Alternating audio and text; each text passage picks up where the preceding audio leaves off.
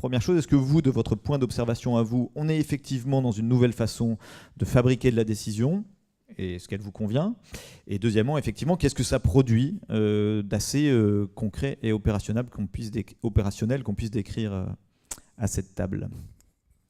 Qu'est-ce que ça produit ? Déjà, ça nous interpelle, nous, qui sommes des enfants de la rationalité cartésienne, organisés en silos bien étanches, dans lequel on introduit. Là, aujourd'hui, on avait un livre de Chouet qui était Descartes, et puis il nous faut avoir un nouveau livre de Chouet qui serait plutôt Edgar Morin, enfin Jean-François Caron ici. Car on se rend compte que pour aborder avec efficience et apporter un certain nombre de solutions, il nous faut être capable de trouver des méthodes qui sont des processus permanents nous permettant de dépasser un certain nombre de conflits d'intérêts, un certain nombre de paradoxes, si ce n'est de contradictions, par une capacité dialectique qui est en gros... voilà, aujourd'hui, nous sommes dans des territoires qui sont en compétition, les uns contre les autres, devrais-je dire, et on se rend compte, et ça, je l'ai appris un peu plus lorsque j'étais en Bretagne qu'ici, et je pense qu'un DGS qui a fait quelques-unes de ses armes en Bretagne y est aussi probablement pour quelque chose, n'est-ce pas, monsieur le sous-préfet dans le Finistère, je crois. J'ai appris des choses en Bretagne qui me permettent, moi, de comparer. En gros, pour être compétitif et performant, eh bien, il ne faut peut-être pas l'être dans sa manière de travailler. Il faut peut-être passer par une étape qui est celle de la coopération. Une coopération qui va permettre de coproduire, une coopération qui va permettre qu'un certain nombre d'acteurs qui, a priori, sont dans des conflits d'intérêts, sont soit dans la sphère publique, soit dans les sphères privées, à être en coopération pour trouver des solutions qui imposent de fabriquer des partenariats. Et très clairement, cette méthode-là que vous utilisez depuis 4 ans nous fait progresser. Je vais prendre un exemple illustratif, celui de la problématique des 100 000 logements, d'une complexité abominable. Le petit film présente ça de manière extrêmement didactique et pédagogique. Bravo pour les concepteurs, là, puisque on avait une illustration très appropriable par tous. Cette capacité didactique et pédagogique fait partie de la méthode, d'ailleurs, de mon point de vue.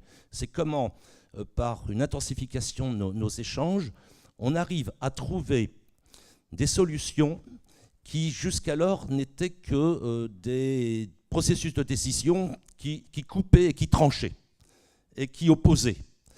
Alors que là, on est en train, me semble-t-il, et en plus, j'espère que la loi là, qui vient d'être votée par le Parlement va nous permettre de mettre en œuvre tous ces dispositifs à travers une exception aux lois bancaires, on va pouvoir avoir des dispositifs qui vont permettre à des acteurs qui jusqu'alors n'avaient pas trop l'habitude de travailler ensemble, de coopérer en protégeant leurs propres intérêts.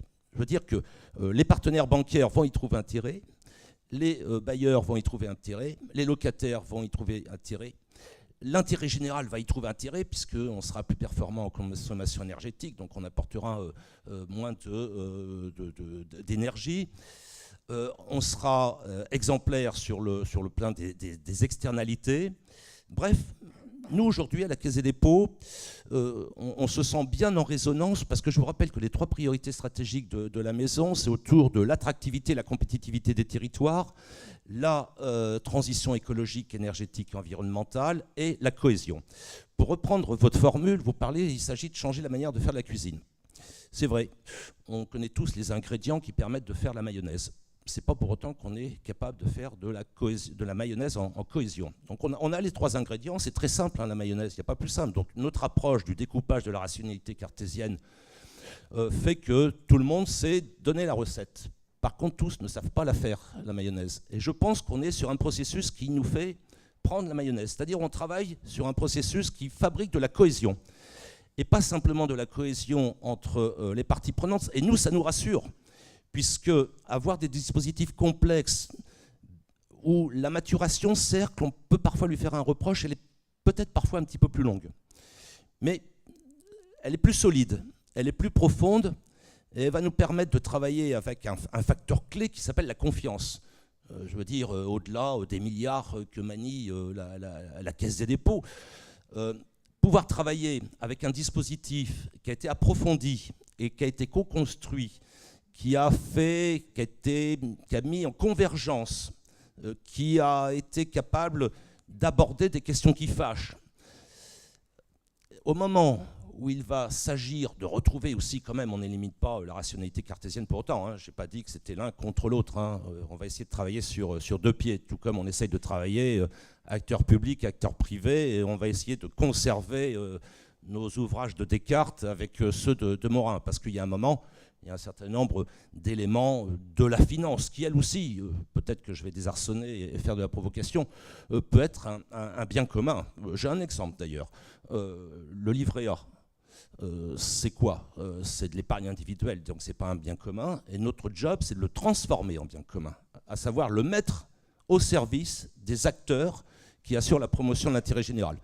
Lorsque étaient cités tout à l'heure les 10 000 logements du logement social qui avaient pu bénéficier de ressources à des conditions exceptionnelles pour s'attaquer aux passoires thermiques et offrir du logement de qualité à très grande performance énergétique, je vous rappelle que la ressource, c'est quoi? C'est la transformation de vos quelques centaines d'euros que vous avez sur votre livret A, sauf que tout ça, ça fait presque 300 milliards lorsqu'on le met entre une même main.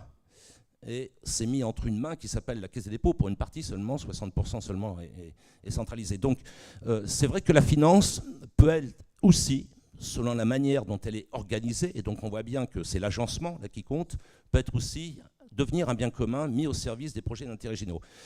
Avec là, je vois un mot qui commence à émerger, on voit bien dans le dispositif qu'il est fort probable que ce soit une attitude, un affectio societatis, pour reprendre le jargon du milieu, qui soit une société d'économie mixte. Je pense que ce n'est pas le fruit du hasard. Une société d'économie mixte, c'est déjà un partenariat entre du capital privé et du capital public. Donc la manière d'agencer est bien le fruit de cette coproduction. On ne peut pas agencer comme ça un mixage de capital public et de capital privé s'il n'y a pas eu un préalable de préparation entre les acteurs. Et on fabrique davantage ici, me semble-t-il, par cette méthode qui est ce que j'appelle l'affectio territorialis. C'est-à-dire que sur un territoire, pouvoir pas uniquement agencer du capital public et du capital privé, mais aussi des parties prenantes éloignées qui permettent de dépasser un certain nombre de conflits d'intérêts, parce qu'objectivement, c'est bourré de conflits d'intérêts, hein, ce sujet, on le voit bien, le petit film le représente fort bien. On atteint un niveau et une qualité de la coproduction qui fait que je pense qu'à la sortie, même si ce sera complexe, on aura un dispositif de plus grande efficience. Peut-être qu'il aurait été un peu long à bâtir, mais je pense que sa performance et donc sa capacité à rendre notre territoire compétitif, puisque notre territoire doit impérativement se battre avec des armes qui sont parfois inégales, hein, malheureusement. Et donc je joue là sur le paradoxe. Pour être compétitif, il faut renforcer notre capacité coopérative. Et je crois que la méthode qui a été initiée depuis 4 ans nous donne un atout remarquable.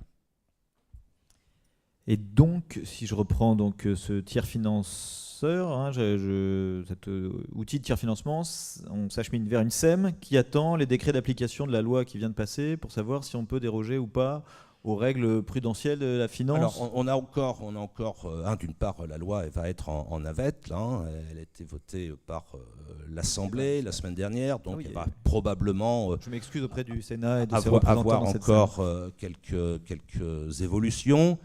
En tout cas, elle ouvre une fenêtre. En tout cas, l'Assemblée a décidé, enfin je ne vais pas rentrer dans l'aspect techno de cette loi.